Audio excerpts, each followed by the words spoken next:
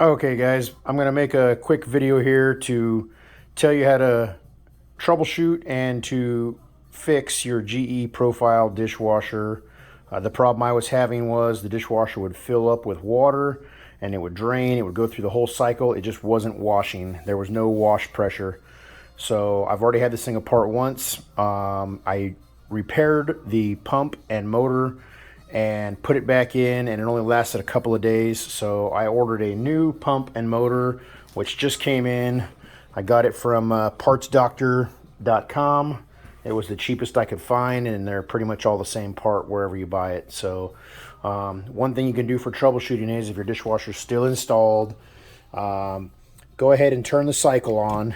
Tell it to, start its whatever normal cycle you do. And right here in the door, there's a switch right there in the center. If you jam a fork or a knife or something, just the back side of it, into that switch where this door contactor right here would normally go into it, it will think the door is closed and it'll attempt to cycle. If your dishwasher is filling and then not spraying water out of the washer wands on the top and the bottom rack, then this is probably the same exact problem you have. Okay, to tear the dishwasher out, turn the power off at the circuit breaker first and make sure that your dishwasher is turned off and has no power to it. Disconnect the 3 wires that are leading into the dishwasher on the bottom side. There's a cover plate that goes over here, and there's a little cover plate that goes over the top of the wires. Super easy to take off.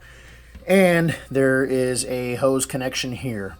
And that's all I had to take apart, because I have an extra long hose for my drain hose. So if your hose is long enough, you don't have to disconnect that. Okay, the next step is to remove this bottom panel. Okay, I'm going to do that and I'll be right back with you. Okay, so that panel's super easy to remove. I just use a 1/4-inch nut driver. There's a couple of 1/4-inch bolts just in the top edge of it here that go through right down here, on one on each side, and then the plate just lifts right off. Okay, now this right here is your motor and your wash pump. Okay, it comes with clamps that are, let me see if I can find one here. Yes, this style of clamp right here is a crimp-on style clamp. It's a one-time use kind of deal.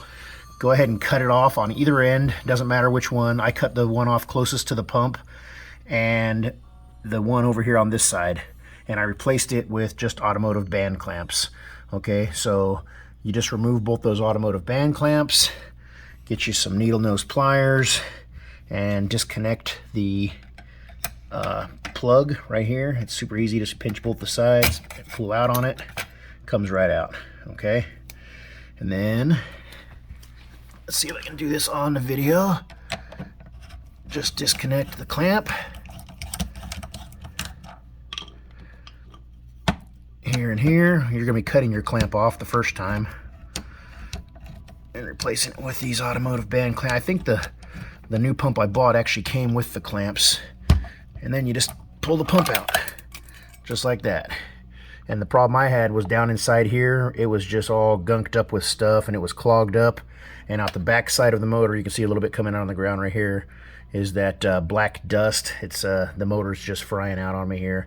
It doesn't have enough power to run the dishwasher anymore, and it just seizes up. After replacing it, it should be no problem. So let's get the new pump out. So yes, it did come with new clamps. It also came with a new wiring harness. The pump is a little bit different. The band is sealed on the bottom, so this rubber is going to have to go up into this spot right here. We'll go ahead and remove this clamp and install it that way. The wiring harness is pretty straightforward to remove off of the drain pump. You just pinch it on the front side right here and pull it straight out. Okay, and then put the new one, clip it right back in. It's super easy. These are your heaters connections. Just go ahead and yank those straight out. There's some kind of a sensor right here. Looks like it just slides up sideways and comes out like this.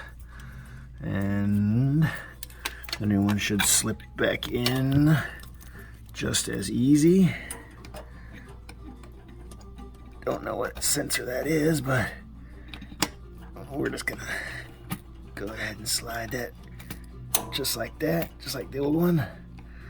Okay, and then to get inside, I believe all you have to do is take off these 2 screws there, that gold screw there, that gold screw there, and the 2 screws on that end. Lift this cover plate off, but I'll do that and reconnect the rest of the wiring harness, and I'll let you know.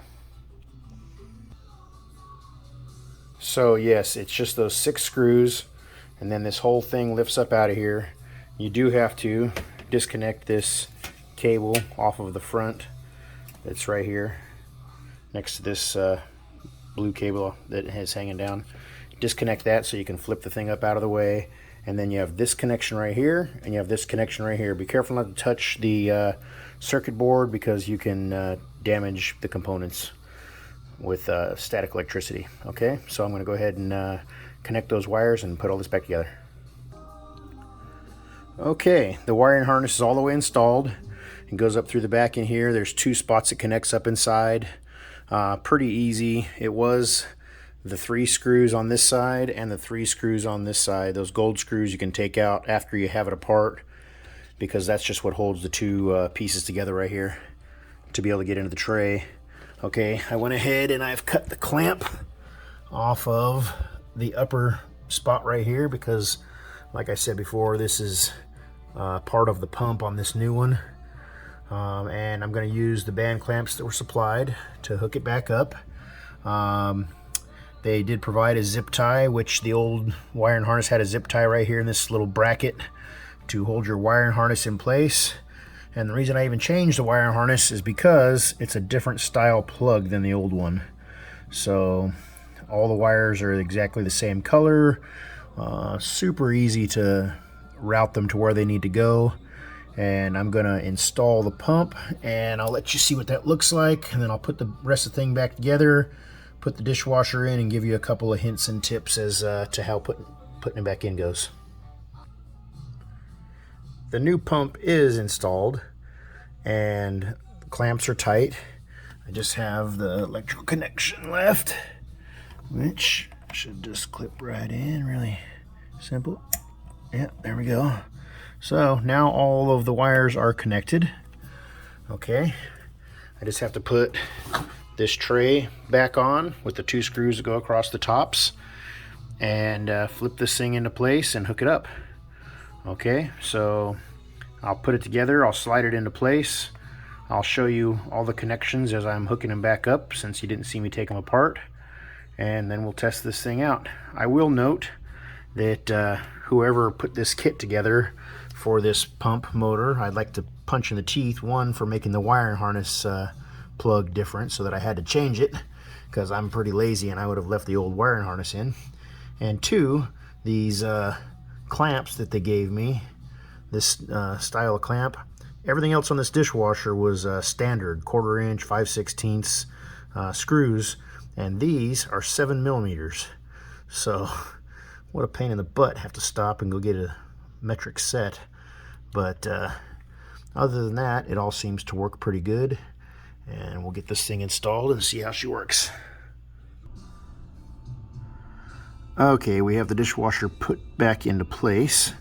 Sorry if this view is sideways for you guys, but it gives me the best view. You hook up this water line right here. Pretty simple. Could do it one-handed even.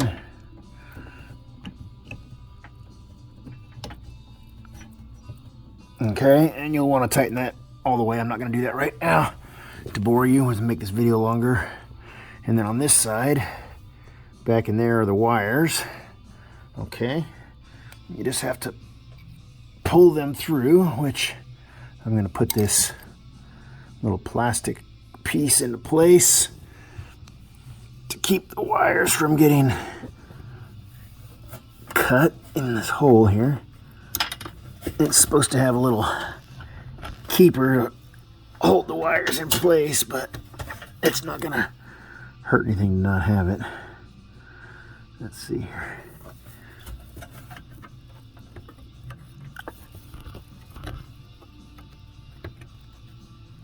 There we go, popped right into place.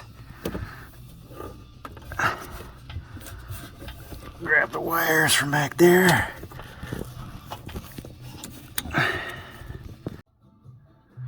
Okay then, the dishwasher is all hooked back up. The water valve right here is tight. The electrical is all hooked up. Black wire to black wire, white wire to white wire, green wire to bare wire. That's your ground. I haven't put any of the cover plates on because I'm going to test it. I also had forgot to hook up this wire from the door right here back in right there. So we know that that's plugged back in because we have power on the door.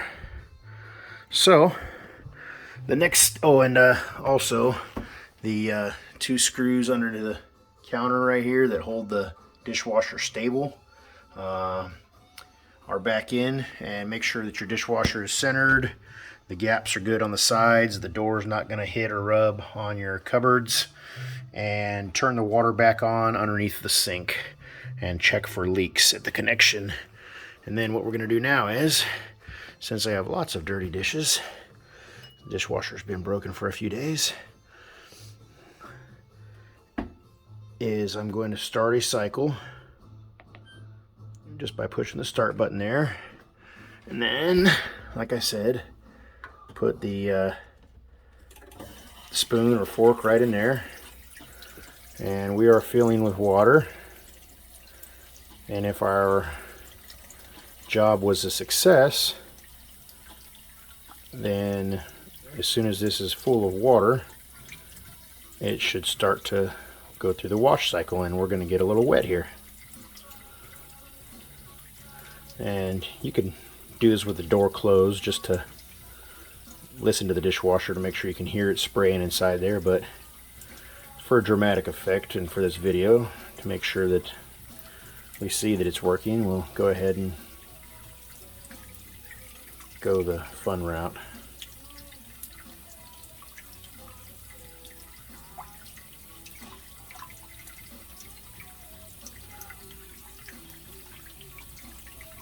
And if the fork or the spoon slips off, not a big deal, just push the start button again. Hey, there we go. And we were getting sprayed. And it sprayed halfway across the kitchen, matter of fact. So that's a good strong wash pump. I like it. Let's get this dishwasher loaded. All right.